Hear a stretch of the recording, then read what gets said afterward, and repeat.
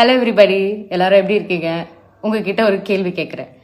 Big pass வீட்டுக்குள்ள போன வாரம் 2 எவிக்ஷன் நடந்தது.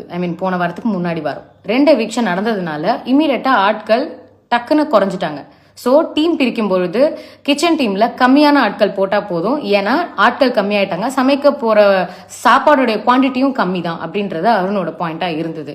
ஸோ மற்ற இடங்கள்ல ஆட்களை ஜாஸ்தி படுத்துங்க, ஏன்னா என்னதான் ஆளுங்க எலிமினேட் ஆகி போனாலும் கிச்சன் வேலை தான் குறையும், ஆனா இந்த வீட்டோட ஸ்கொயர் ஃபீட் அதே தான் இருக்க போகுது, அதனால எங்களுக்கு பேர்டன் ஆயிடும், அதனால ஆளுங்களை குறைங்க அப்படின்னு சொன்னாரு.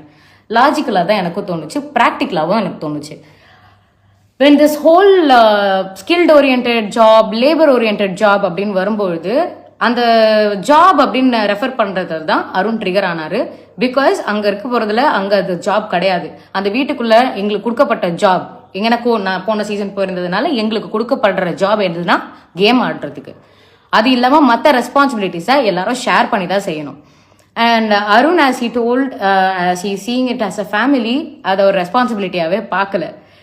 ஆனா வீக்கெண்ட்ல என்ன ஆயிடுச்சு, இதை வந்து வேற மாதிரி ப்ளோ பண்ணிட்டாங்க, which actually broke my heart. ஏன்னா அடுத்த வெரி நெக்ஸ்ட் டே தீபக்கும் அருணுக்கும் ஒரு சின்ன கான்வர்சேஷன் போகுது. அந்த கான்வர்சேஷன்ல தீபக் ட்விஸ்டர்ன்ற வார்த்தையை வச்சு அருணை ப்ரொவோக் பண்றாங்க. அப்போ அருண் வந்து ஸ்கில் லேபர்னு அகைன் அதே கேஸ் நடக்குது. அப்போ தீபக் ஒரு மேட்டர் சொல்றாரு, லேபருக்கு இவ்வளோ டீ போதும் அப்படின்னு சொல்றாரு. அவருக்கு பயம் வந்துருச்சு, ஐயோ நம்ம தப்பு பண்ணிட்டோம், தப்பான வார்த்தையை பேசிட்டு தப்பா போகுன்ற பயத்துல தான் அவரு வீக்கெண்ட் எபிசோட்ல இது ஒரு மேட்டரா வந்துடக்கூடாதுன்னு அதை அழுது அவர் கன்ஃபஸ் பண்றாரு. நான் பேசின தப்பா போயிடும்டா அப்படின்ற மாதிரி அருண் கிட்ட அவர் கன்ஃபஸ் பண்ணாரு. இப்போ இதுல skilled orient and you know labour ஓரியன்ட்னு ஏன் பிரிக்க கூடாது அப்படின்னா, வீட்டுக்குள்ளார ஒரு வீடுன்னு வந்துட்டா அதுக்குள்ளார என்னங்க ஹையரார்கி.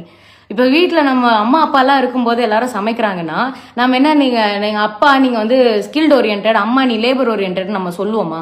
சொல்ல மாட்டோம். அது ரொம்ப ரொம்ப தப்பான ஒரு விஷயம். Especially when you are staying inside a house that promotes equality, அந்த இடத்துல அது வந்து ரொம்ப ரொம்ப தவறான ஒரு விஷயம். அருணுடைய அந்த விஷயத்த வந்து அந்த லேபர்ன்ற வார்த்தையை தான் நீங்கள் வந்து தரைக்குறைவா பார்க்குறீங்களா அப்படின்னு அதை மாற்றினது வந்து எனக்கு ரொம்ப ரொம்ப கஷ்டமாக இருந்தது. ஏன்னா அவர் அந்த மாதிரி அதை சொல்லவே இல்லை.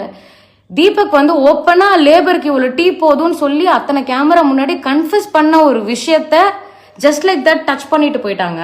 ஆனா அருணோட மூளைக்குள்ள போய் நீ இப்படிதானே நீ யோசிச்ச இதை பத்தி அப்படின்னு சொல்லி ஹோஸ்ட் முதற்கொண்டு அதை மைக் மூலியமா பேசி கார்னர் பண்ணும்போது ஆப்வியஸா யாரா இருந்தாலும் பயம் வருங்க, யாரா இருந்தாலும் ஆடிடுவோம். நம்ம பேர் இல்லை தப்பா போயிடுச்சோ, நம்மளை தப்பா புரிஞ்சுக்கிட்டாங்களோ அப்படின்ற ஒரு பயத்துல அருணுக்கு அதை சரியா எக்ஸ்பிளைன் பண்ண வரல. சார் இது ஒரு ஃபேமிலியா நான் பார்த்தேன், இந்த ஃபேமிலிக்குள்ள ரெஸ்பான்சிபிலிட்டிஸ் தான் இருக்கே தவிர ஜாப்ஸ் இல்லை, இந்த ஃபேமிலியை ரன் பண்ண ரெஸ்பான்சிபிலிட்டிஸ் இருக்கு, இந்த ரெஸ்பான்சிபிலிட்டிஸை நாங்கள் ஈக்குவலாக ஷேர் பண்ணணும்னு நினைக்கிறோம் அப்படின்ற பாயிண்ட்டை கரெக்டாக அருணால சொல்ல முடியல. Because he was scared. ஆனால் இதுக்கு உண்மையிலே அது ஏன் இதை இவ்வளோ பெருசாக ப்ளோ அப் பண்ணாங்கன்னு எனக்கு புரியல.